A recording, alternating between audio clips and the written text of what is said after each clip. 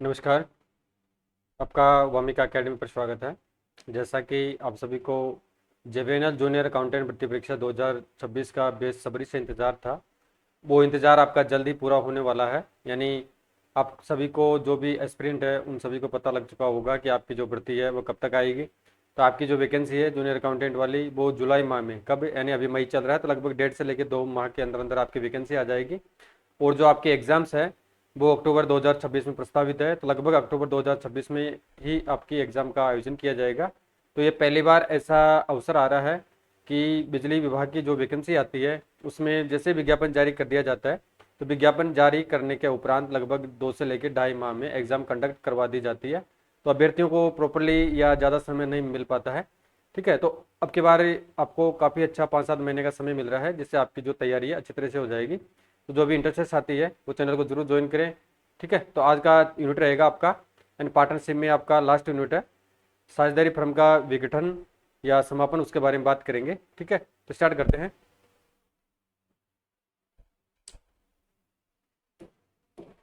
यानी dissolution of A partnership firm. अब इसमें फर्स्ट देखेंगे कि पार्टनरशिप जो फर्म होता है उसका समापन और विघटन में क्या क्या वेरिएंस आते हैं या मेजर डिफरेंस क्या क्या होता है, उसके बारे में देखेंगे। पहले इसका बेसिक देखते हैं। तो dissolution of a partnership, and as I stated earlier, dissolution of a partnership changes the existing relationship between partners, but the firm may continue its business as before. The dissolution of partnership may take place in any of the following ways. कौन कौन से होते हैं, यानी जैसे कि आप सभी को पहले ही बता दिया गया है कि जो आपके 3 चैप्टर थे, यानी साझेदारी का सामान्य परिचय और साझेदार का प्रवेश और साझेदार की सेवानिवृत्ति और मृत्यु पर जो किस प्रकार से प्रोसेस की जाती है, तो उस संबंध में जो साझेदारी के विघटन से साझेदारों के बीच मौजूदा संबंध बदल जाते हैं, लेकिन फर्म अपना व्यवसाय पहले की तरह जारी रख सकती है। साझेदारी का विघटन निम्नलिखित में से किसी भी तरीके से हो सकता है। यानी जो अगर साझेदारी का विघटन हो जाता है, यानी फर्म का विघटन हो जाता है, तो स्वाभाविक है कि जो साझेदारी का उसका समापन अनिवार्य रूप से हो जाता है। तो उसमें कौन कौन से ऐसे कारण है, तो साझेदारों के बीच मौजूदा लाभ हानि अनुपात में परिवर्तन होना, तो उससे साझेदारी विघटित हो जाती थी, लेकिन फर्म का समापन नहीं होता था। इसके अलावा नए साझेदार का प्रवेश, साझेदार की सेवानिवृत्ति, साझेदार की मृत्यु है, किसी साझेदार का दिवालियापन है, उद्यम का समापन यदि साझेदारी किसी विशेष उद्देश्य के लिए बनाई गई हो, और साझेदारी की अवधि की समाप्ति यदि साझेदारी एक निश्चित अवधि के लिए बनाई गई हो। तो इस प्रकार से जो चेंजिंग होता है वो एक तरीके से साझेदारी का विघटन होता है। लेकिन जो फर्म का विघटन होता है वो क्या होता है, वो देखते हैं। यानी जो आपके नोट्स है बाईलिंगुअल है, हिंदी एंड इंग्लिश में है। तो साझेदारी का विघटन क्या बता रखा है कि साझेदारी का विघटन न्यायालय के हस्तक्षेप के बिना या न्यायालय के आदेश द्वारा हो सकता है। यानी जो साझेदारी का विघटन होता है या तो न्यायालय के हस्तक्षेप से हो सकता है या बिना न्यायालय के आदेश द्वारा हो सकता है, साझेदारों की इच्छा पे हो सकता है।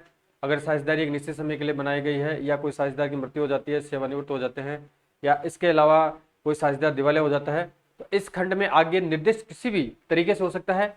यहाँ यह ध्यान दिया जाना चाहिए कि फर्म के विघटन से अनिवार्य रूप से साझेदारी का विघटन होता है। ये आपको विशेष ध्यान देना है।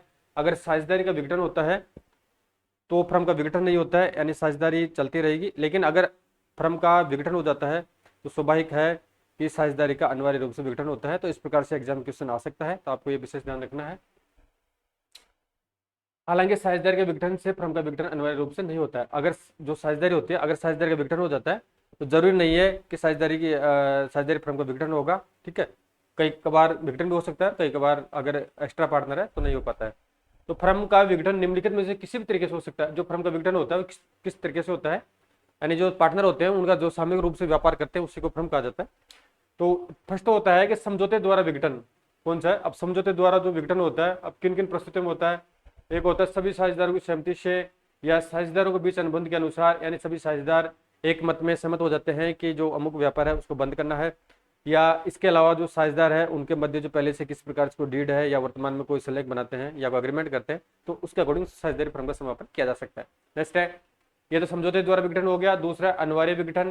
कौन सा है, यानी अनिवार्य विघटन है तो फर्म का विघटन निम्नलिखित मामलों पर अनिवार्य रूप से हो जाता है। अब कौन कौन से ऐसे कारण हैं जिनमें साझेदारों की इच्छा नहीं होते हुए भी अनिवार्य रूप से विघटन होता है। जब सभी साझेदार या एक साझेदार को छोड़कर सभी साझेदार दिवालिया हो जाते हैं, जिससे वे अनुबंध पर हस्ताक्षर करने में असमर्थ हो जाते हैं। यानी इसका कहने का तात्पर्य है कि पार्टनरशिप में 2 या 2 से अधिक व्यक्ति व्यापार संचालित करते हैं। अगर उनमें से अगर एक ही साझेदार रहता है तो स्वाभाविक है कि साझेदारी ऑटोमेटिकली बंद हो जाएगी, जिससे फर्म का समापन हो जाएगा अनिवार्य रूप से। जब फर्म का व्यवसाय अवैध हो जाता है, अगर फर्म द्वारा इलीगल रूप से कोई व्यापार किया जा रहा है, तो वो एक तरीके से फर्म का विघटन होगा अनिवार्य रूप से।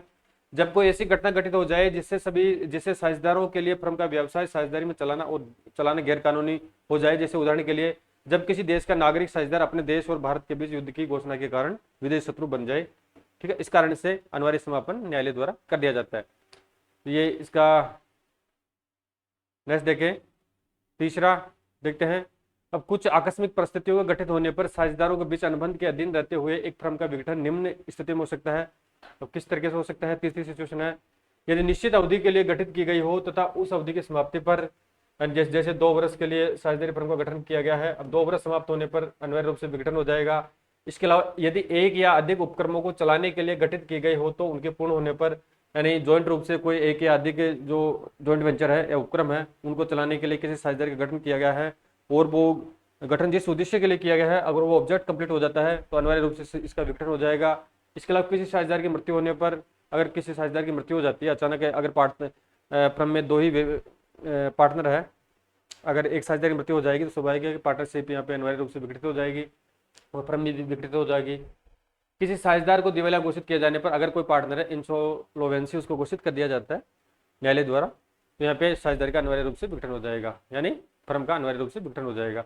नेक्स्ट है सूचना द्वारा विघटन, यानी इन्फॉर्मेशन द्वारा विघटन करते हैं। तो इच्छा अनुसार साझेदारी के मामले में फर्म का विघटन तब हो सकता है जब कोई साझेदार अन्य साझेदारों को लिखित सूचना देकर फर्म के विघटन की अपनी मंशा व्यक्त कर देता है, तो इससे भी फर्म का अनिवार्य रूप से विघटन हो जाता है। नेक्स्ट देखते हैं न्यायालय द्वारा विघटन। अब न्यायालय किन किन परिस्थितियों में एक्सेप्ट करता है? सामान्यतः न्यायालय एक्सेप्ट नहीं करता है, लेकिन कई बार ऐसी सिचुएशन क्रिएट हो जाती है तो न्यायालय को एक्सेप्ट करना पड़ता है। तो कौन कौन सी परिस्थितियां ऐसी तो न्यायालय द्वारा विघटन किया जाता है? तो किसी साझेदार के अनुरोध पर न्यायालय निम्नलिखित में से किसी भी आधार पर साझेदारी फर्म को भंग करने का आदेश दे सकता है। कौन सा फर्स्ट तो है, जब कोई साझेदार पागल हो जाए, यानी कोई पार्टनर है वो पागल हो जाए। इसके अलावा जब कोई साझेदार के रूप में अपने कर्तव्यों का पालन करने में स्थायी रूप से असमर्थ हो जाए, ठीक है, एंड इनकेपेबल हो जाए। इसके अलावा जब कोई पार्टनर ऐसे दुराचार का दोषी हो जिससे फर्म के व्यवसाय पर प्रतिकूल या नेगेटिव प्रभाव पड़ने की संभावना हो।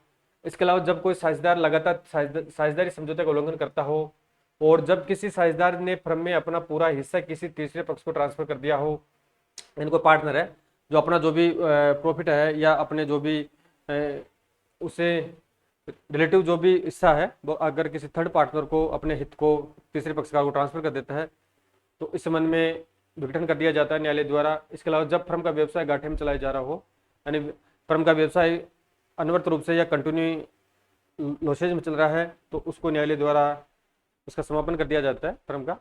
और नेक्स्ट है जब न्यायालय किसी भी आधार पर विघटन को न्याय संगत और उचित समझे। इसके अलावा कई ऐसे रीजंस होते हैं, न्यायालय जो भी उसको उचित लगे, न्याय संगत लगे, तो उसके अकॉर्डिंग फर्म का विघटन कर सकता है। ठीक है, ये तो बेसिक देख चुके हैं। क्या देख चुके हैं? बेसिक देख चुके हैं।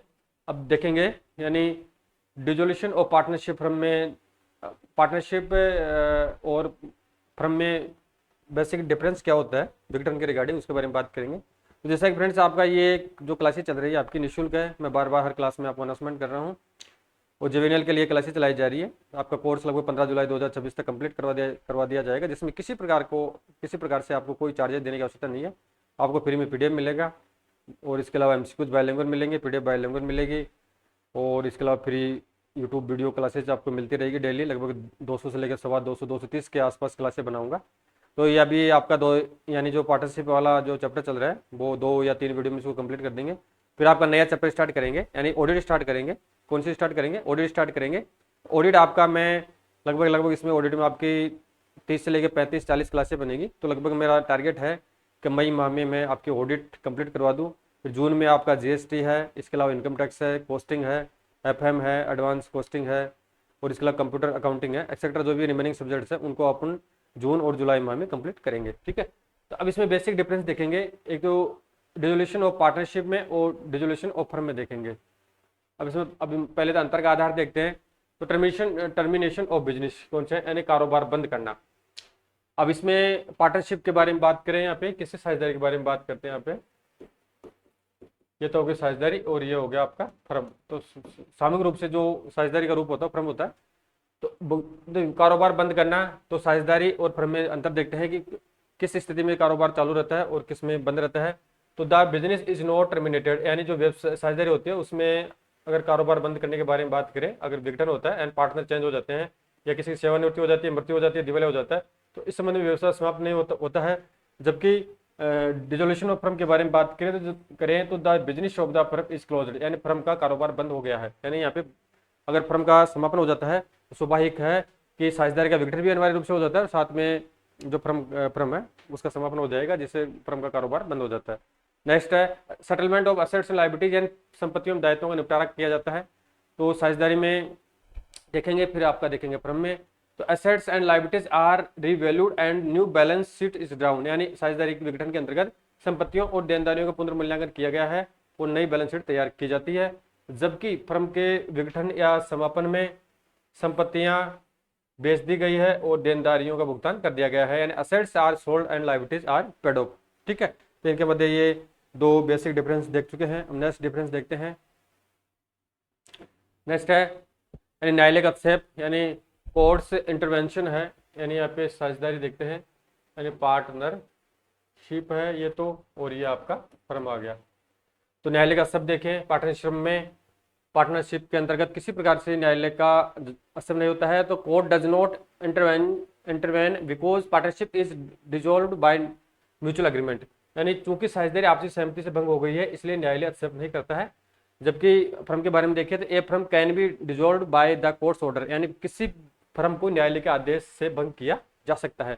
नेक्स्ट देखते हैं इसमें डिफरेंस इकोनॉमिक रिलेशनशिप है, आर्थिक संबंध के बारे में बात करें तो पार्टनरशिप में देखें तो economic relationship between the partners continues दो इन ये चेंज्ड फॉर्म, यानी साझेदारों के बीच आर्थिक संबंध परिवर्तित रूप में स्वरूप में जारी रहते हैं। यानी कोई नया साझेदार आ गया, रिटायरमेंट हो गया तो उनका लाभ आने का अनुपात चेंज हो जाना, त्याग का अनुपात, फायदे का अनुपात एक्सेट्रा, ये सब चेंज होते रहते हैं। जबकि साझेदारी फर्म के विघटन के बारे में देखें, समापन के बारे में देखें तो economic relationship between the partners comes to an end, यानी साझेदारों के बीच आर्थिक संबंध बिल्कुल समाप्त हो जाते हैं, इसमें किसी प्रकार के आर्थिक संबंध जीवित नहीं रहते हैं। नेक्स्ट बात करें, नेक्स्ट क्लोजर ऑफ बुक्स के बारे में बात करते हैं यहाँ पे, यानी खातों पुस्तकों के बंद होने के बारे में बात करें तो क्लोजर ऑफ बुक्स है, यानी खातों का बंद होना। पार्टनरशिप में देखें तो does not require because the business is not terminated, यानी चूंकि व्यवसाय समाप्त नहीं हुआ है इसलिए इसकी आवश्यकता नहीं होती है। जबकि फर्म साझेदारी फर्म के विघटन समापन के बारे में बात करें तो the books of accounts are closed, यानी खाते बिल्कुल बंद कर दिए जाते हैं क्योंकि यहाँ पे व्यापार का अस्तित्व है, समाप्त हो जाता है, इस कारण से खातों का रहना यहाँ पे आवश्यक नहीं होता है। नेक्स्ट देखते हैं सेटलमेंट ऑफ अकाउंट्स, यानी पहले इस वीडियो में पहले तो जो आपका फर्म का समापन है वो क्या होता है उसका बेसिक देखा है, और उसके बाद में फिर पार्टनरशिप का विघटन समापन क्या होता है, इन दोनों के मध्य बेसिक डिफरेंस कौन कौन से होते हैं। अब नेक्स्ट देखते हैं यानी सेटलमेंट ऑफ अकाउंट्स, यानी जो खातों का निपटारा किस प्रकार से किया जाता है, क्या है खातों का निपटारा देखते हैं। पहले यहाँ पे इंग्लिश वर्जन देखेंगे फिर हिंदी देखेंगे। तो in case of dissolution of A firm the firm cases to conduct business and has to settle its accounts. For this purpose, it disposes of all its assets for satisfying all the claims against it. In this context, it should be noted that subject to agreement among the partners, the following rules as provided in section 48 of the Partnership Act 1932 shall apply. अब कौन कौन से होते हैं इसमें, यानी किसी firm के विघटन की स्थिति में फर्म का कारोबार बंद हो जाता है, जैसा कि बार बार बात कर चुके हैं। फर्म का अगर विघटन हो जाएगा, समापन हो जाएगा तो स्वाभाविक है कि कारोबार बंद हो जाएगा। अगर साझेदारी का विघटन होता है, समापन होता है तो उससे जरूरी नहीं है कि कारोबार समाप्त हो। किसी फर्म के विघटन की स्थिति में फर्म का कारोबार बंद हो जाता है और उसे अपने खातों का निपटारा करना होता है, इसलिए वह अपने सभी दावों को पूरा करने हेतु तो अपनी सभी संपत्तियों का निपटान करता है। इस संदर्भ में यह ध्यान रखना बहुत महत्वपूर्ण है कि साझेदारों के बीच समझौते के अधीन साझेदारी अधिनियम 1932 के द्वारा 48 में दिए गए नियम निम्नलिखित नियम लागू होते हैं। ठीक है, अब कौन कौन से नियम देखते हैं यहाँ पे। एक तो है ट्रीटमेंट ऑफ लॉसेज, यानी जो हानियां हैं उनका किस प्रकार से समायोजन या समाधान किया जाएगा। Losses including deficiencies of capital shall be paid, capital का कमी, जो पूंजी कमी उसका भुगतान किया जाएगा। फर्स्ट आउट ऑफ प्रॉफिट्स, पहले लाभों में से किया जाएगा। Next out of Capitals of partners, फिर उसके बाद में पार्टनर्स की पूंजी से किया जाएगा। लास्टली इफ नेसेसरी, अगर आवश्यकता पड़ती है तो by the partners individually in their profit sharing ratio, और निजी रूप से जो पार्टनर्स है अपने पार्टनर्स व्यक्तिगत रूप से अपने लाभ हानि अनुपात में लेके आएंगे।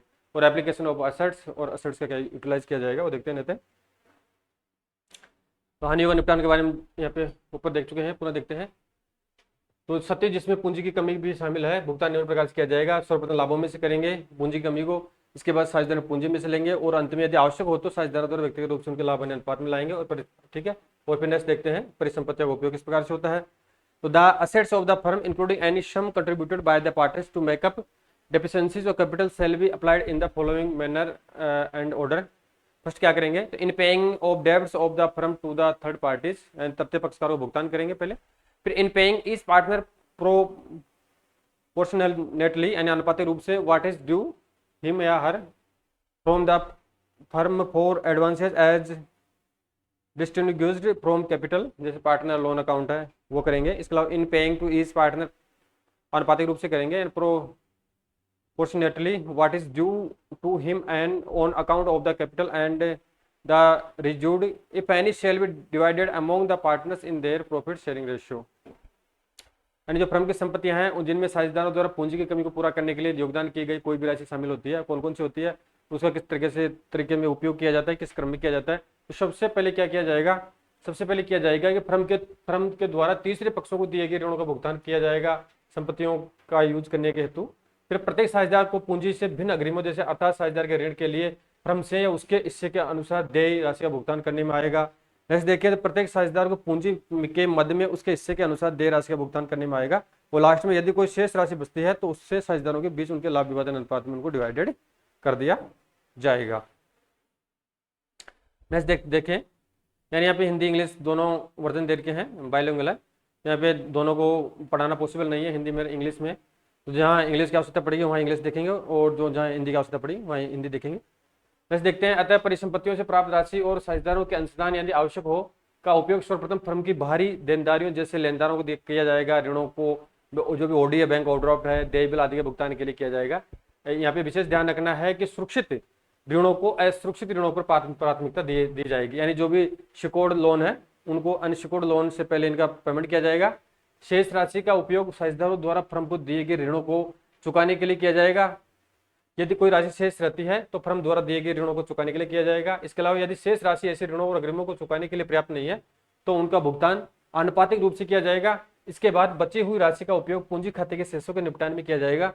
अगर इसके अलावा कोई अधिशेष बचता है, सरप्लस बचता है, तो उसे साझेदारों के बीच उनके लाभ विभाजन अनुपात में यानी प्रॉफिट शेयरिंग रेशियो में इनको डिवाइडेड कर दिया जाएगा। नेक्स्ट देखते हैं, तो निजी ऋण और फर्म के ऋण कौन सा है, यानी निजी ऋण और फर्म के ऋण। अगर निजी ऋण है किसी पार्टनर का और फर्म के ऋण है, तो जहां फर्म के ऋण और किसी साझेदार के निजी ऋण दोनों एक साथ मौजूद हो वहां पर अधिनियम की धारा कौन सी है, अधिनियम की जो धारा है 1932 एक्ट की जो सेक्शन 49 है में बताए गए निम्नलिखित नियम लागू होंगे। कौन कौन सा होगा वो नियम देखते हैं। तो फर्म की संपत्ति का उपयोग पहले फर्म के ऋणों के भुगतान में किया जाएगा, यानी जब फर्म का समापन होता है तो उस संबंध में जो रियलाइजेशन अकाउंट बनाया जाता है, ठीक है, अब वो अभी आगे देखेंगे, नेक्स्ट वीडियो में आएगा जहाँ तक। तो फर्म की संपत्ति का उपयोग सबसे पहले जो फर्म के ऋण है या लोन से उनमें भुगतान किया जाएगा। अगर कोई उसके बाद भुगतान करने के बाद में अगर कोई शेष अधिशेष बचता है तो उससे साझेदारों के बीच उनके दावों के अनुसार विभाजित किया जाएगा, जिसका उपयोग वे अपने निजी ऋणों के भुगतान में उसका यूटिलाइजेशन या यूज कर सकते हैं। नेक्स्ट देखते हैं, यदि फर्म के ऋण क्या है, यदि फर्म के ऋण फर्म की संपत्तियों से अधिक है, ये ध्यान रखना है। अगर संपत्तियां जैसे 1 लाख की है, ऋण 1,20,000 के है तो एक्सेस है 20,000 रुपया, तो किसी साझेदार की निजी संपत्ति का उपयोग पहले उसके निजी ऋणों के भुगतान में किया जाएगा, और यदि कोई अधिशेष बचता है तो उसका उपयोग फर्म के ऋणों के भुगतान के लिए किया जा सकता है। अब यहाँ आपको विशेष ध्यान देना चाहिए कि साझेदार की निजी संपत्ति में क्या क्या शामिल है। तो उसमें ये विशेष ध्यान रखना आपको कि साझेदार की निजी संपत्ति में जो उसकी पत्नी होती है, बच्चों की जो व्यक्तिगत संपत्ति होती है वो इसमें इंक्लूड नहीं होती है। ध्यान रखना, एग्जाम क्वेश्चन आ जाए कि साझेदार की निजी संपत्ति में कौन कौन सी संपत्तियां शामिल होती है, तो अपनी पत्नी और बच्चों की जो व्यक्तिगत इंडिविजुअल जो असेट्स होती है वो इंडिविजुअल असेट्स को इसमें इंक्लूड नहीं किया जाता है। इस प्रकार यदि फर्म की परिसंपत्तियां फर्म के ऋणों का भुगतान करने के लिए पर्याप्त नहीं है तो साझेदारों को अपनी शुद्ध निजी परिसंपत्तियों जैसे निजी परिसंपत्तियों में से निजी ऋणों को घटाकर, अब निजी परिसंपत्ति में से निजी ऋणों को घटाने का मतलब यह है कि जैसे आपकी कोई असेट्स जमीन है मान के चलो 50 लाख की, आपने उसमें 20 लाख रुपए का ऋण ले रखा लोन से किसी भी रीजन से, या होम लोन हो या अदर लोन हो, तो उसमें 20 लाख माइनस कर देंगे तो बाकी कितना बच्चा यहाँ पे 30 लाख रुपया। तो जो शुद्ध मूल्य आएगा निजी संपत्ति का जो निजी ऋण है उनको उठाने के बाद में में से जो राशि है उसका योगदान करना होगा। नेक्स्ट देखते हैं, inability of a partners to contribute towards deficiency. अब साझेदारों के बीच खातों के निपटान के संदर्भ में एक और महत्वपूर्ण पहलू यहाँ पे ध्यान रखना जरूरी है। क्या है? जब कोई साझेदार अपने पूंजी खाते की कमी यानी अंततः डेबिट शेष दिखाने पर, अगर पूंजी खाते की कमी है, डेबिट शेष है, की भरपाई करने में असमर्थ होता है तो उसे दिवालिया माना जाता है। जैसे मान के चलो किसी पार्टनर को 5 लाख की जरूरत है और उसका अकाउंट, उसके पास में टोटल संपत्तियां हैं, निजी संपत्ति और जो भी उसके पार्टनर्स कैपिटल अकाउंट का शेष है, अगर वो डेबिट होता है यानी कि उसके 4,80,000 रुपये की टोटल असेट्स होती है, अब 20 लाख रुपये कम पड़ रहा है, तो इसमें एक रूल होता है, तो रूल में उसको एक तरह से इंसॉल्वेंसी या दिवालिया घोषित कर दिया जाता है, यानी उसको दिवालिया माना जाता है और वह वसूल नहीं की जा सकने वाली राशि को फर्म के लिए पूंजी हानि माना जाता है। किसी विपरीत समझौते के अभाव में ऐसी पूंजी हानि से सक्षम साझेदारों द्वारा वहन की जानी चाहिए, यानी जो भी जैसे 20,000 रुपया है तो जो रिमेनिंग पार्टनर है, सक्षम है, उनके मध्य जो उनका ओल्ड रेशियो है, जो भी प्रॉफिट शेयरिंग रेशियो है, उनमें उनके द्वारा इसको वहन किया जाएगा। जैसा कि अब इसमें एक नियम होता है, जैसा कि गार्नर बनाम मर्रे मामले में प्रतिपादित सिद्धांत के अनुसार है। इसमें क्या कहा गया था कि सक्षम साझेदारों को विघटन की तिथि पर अपनी पूंजी के अनुपात में ऐसी हानि वहन करनी होगी। हालांकि साझेदारों के दिवालियापन के कारण साझेदार के विघटन से संबंधित लेखांकन प्रक्रिया पर इस स्तर पर चर्चा नहीं की जा रही है। अब नेक्स्ट देखते हैं अकाउंटिंग ट्रीटमेंट देखते हैं। क्या देखते हैं? अकाउंटिंग ट्रीटमेंट देखते हैं। यानी इसमें बता रखा है व्हेन द फर्म डिसॉल्व, क्या है? When the firm dissolved, its book of account are to be closed and the profit or loss arising on realization of its assets and discharge of liabilities is to be computed। यानी जैसे firm का समापन हो जाता है तो व्यापार की जो निजी संपत्तियां और दायित्व होते हैं तो उनको वसूला जाता है, संपत्तियों को मार्केट में बेचा जाता है, जो भी डेटर्स है उनसे पैसा लिया जाता है और उसके अलावा जो क्रेडिटर्स है, कोई लोन है, लाइबिलिटी है, उसको पेमेंट किया जाता है। उसके लिए एक रियलाइजेशन अकाउंट तैयार किया जाता है। For this purpose, realization account is prepared to ascertain the net effect and profit or losses of realization of assets and payment of liabilities, which may be is transferred to partners capital account in their profit sharing ratio। यानी जो भी लाभ हानि आता है इनको बेचने के बाद में, चुकाने के बाद में, तो उसको जो भी आता है उसको पार्टनर्स के कैपिटल अकाउंट में प्रॉफिट शेयरिंग रेशियो में इसको ट्रांसफर कर दिया जाता है। And all assets other than cash in hand, bank balance and fictitious assets, यानी जो आपकी अदृश्य संपत्ति है या if any and all external liabilities are transferred to this account, it also record the sale of assets and payment of the liabilities and realization expenses। The balance in this account is termed as profit or loss on realization which is transferred to partners capital account in the profit sharing ratio। अब इसका Hindi version देख लेते हैं। यानी जब firm भंग हो जाती है, जब फर्म का अनिवार्य रूप से विघटन हो जाता है या फर्म का समापन हो जाता है, जब क्या कौन कौन सी प्रोसेस की जाती है। अब आप यहाँ ऊपर बेसिक देख चुके हैं, अब यहाँ से आपकी अकाउंटिंग प्रोसेस स्टार्ट हो रही है। क्या हो रही है? यानी अकाउंटिंग प्रोसेस स्टार्ट कर रहे हैं यहाँ पे। फिर आप देखेंगे रियलाइजेशन अकाउंट का परफॉर्मा क्या होता है, डेबिट साइड में कौन सी मदें आती हैं और क्रेडिट साइड में कौन सी मदें आती है, लाभ हानि किस प्रकार से याद किया जाता है, फिर संपत्तियों को बेचने पर जो उनका संपत्तियों को बेचने पर जो भी घाटा होता है या मुनाफा होता है, जो भी होता है, तो उसके अकॉर्डिंग किस प्रकार से लेखांकन या न्यूमेरिकल सॉल्यूशन किया जाएगा, उसके बारे में बात करेंगे आगे। तो जब फर्म भंग हो जाती है तो उसके खाते बंद कर दिए जाते हैं और उसकी संपत्तियों की वसूली और देनदारियों के भुगतान से होने वाले लाभ या हानि की गणना की जाती है।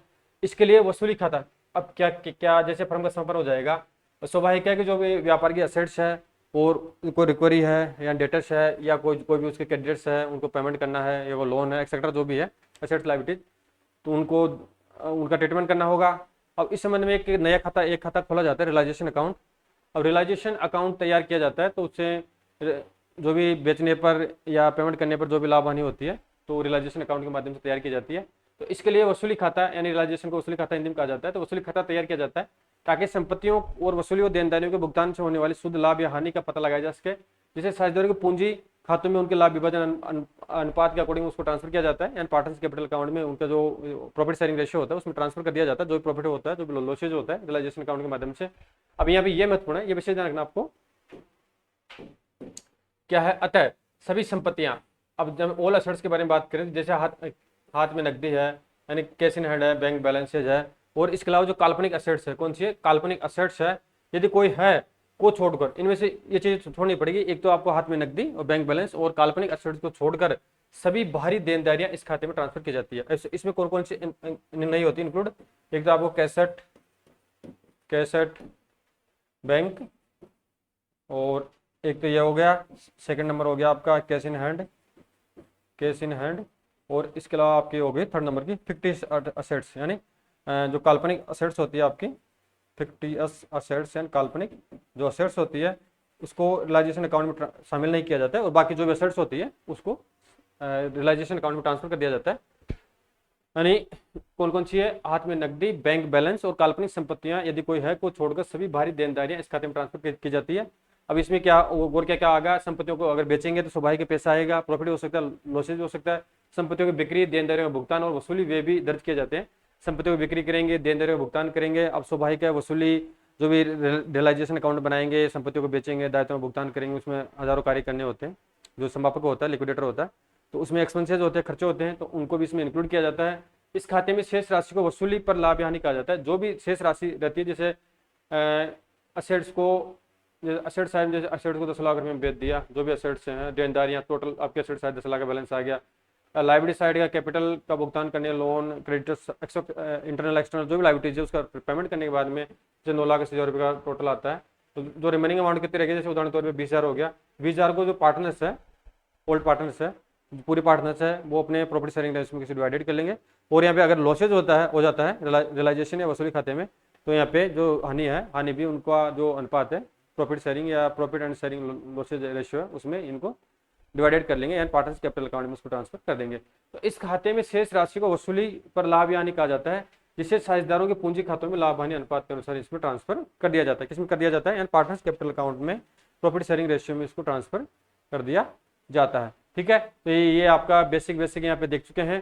तो बेसिक में फर्स्ट बात की थी कि जो साझेदारी फर्म होती है उसका समापन विघटन क्या होता है, क्यों किया जाता है, साझेदारी फर्म का विघटन और साझेदारी फर्म का विघटन, साझेदारी का विघटन और फर्म का विघटन के मध्य जो बेसिक डिफरेंस है वो कौन कौन से हैं, इस पर कौन सा रूल या कौन से सेक्शन लागू होते हैं, उसमें कौन कौन से प्रोविजंस है, और इसके अलावा जो अकाउंटिंग ट्रीटमेंट किस प्रकार से किया जाता है, वसूली खाता किस प्रकार से तैयार किया जाता है, उसके बारे में डिटेल से बात कर चुके हैं। अब जो नेक्स्ट वीडियो आएगा आपका, नेक्स्ट वीडियो में प्रैक्टिकल स्टार्ट करेंगे। पहले रियलाइजेशन अकाउंट का प्रोफॉर्मा देखेंगे, एंड डेबिट साइड में कौन सी मदी आती है, और फिर सीआर साइड में कौन सी मदी आती है, और उसके अलावा जो आपके न्यूमेरिकल क्वेश्चन है टोटल, उसमें 10-12 उदाहरणों को यहाँ पे सोल्यूशन करेंगे, तो जिससे आपके जो भी क्यूरीज है, कन्फ्यूजन है, वो प्रैक्टिकल क्वेश्चन के माध्यम से दूर हो जाएगी। ठीक है, थैंक यू।